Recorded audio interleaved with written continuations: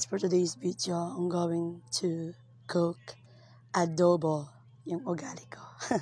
Sorry for pause. So, una is, syempre, mantika tapos sibuyas. Gigisa mo yan. Ang inuuna ko talaga sibuyas kasi mabilis kasi mag-fried yung bawang. Then, bawang. Dami ko sinasabi ha. So, yan. Pinafried ko pa sila. And then, lalagay ko yung backbone. Backbone pala yung gamit ko na manok. Adobong manok kasi, diba? So, backbone type siya. Naka dyan.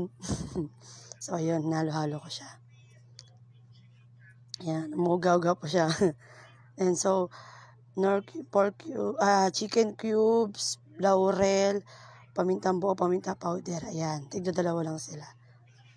Hindi kasi kompleto ang adobo pag wala sila. Parang buhay kapag wala siya. Charot. So, ayun. Hinalo-halo ko siya. So, yan. Ganun akong mag-adobo.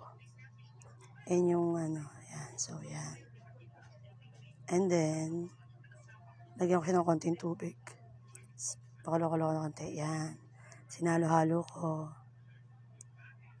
Yan. Halo-haloin lang. Halo-halo. So, ayan. Sorry kung pause yung boses ko. Tapos, ayan. Ganito kasi ako mag-adobo. Ayoko na maalat. So, para matansya ko, isang ganyan ang binibili ko. Tapos, lalagyan ko ng tubig.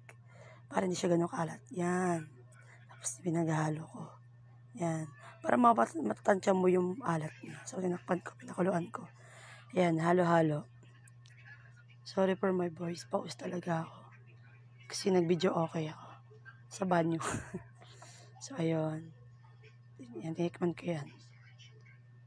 Perfect ang lasa. Kaya lang kulang ng konting alat. So, nalagyan ko pa uli. Sa part na yan, okay na yung alat niya. Yan, halo-halo ko. Yan, halo-halo. Diba? Tapos, naninakman ko uli. Yan, perfect na yung lasa. Tinakpan ko, pinakuluan ko. Ugaw-uga talaga siya, girl. Kasi nakapatong lang yun. So, yan. Option na lang yung turmeric.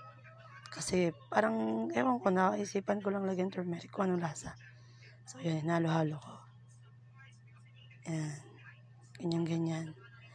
Parang katulad niya, hinalo-halo mo lang siya. Charot! So, ayan. Ganyan-ganyan ko lang. Yan. Tikpan ko yan eh. Nakpan ko. Pinakuluan ko. Yan. Wait mo lang. Tapos, yan. Kumulo na siya. Lagyan ko siya ng suka. Yan. Isa, dalawang, ganyan. Pag lalagyan mo siya ng suka, hindi mo siya dapat tatakpan. Kasi mag-moist, mapapahan.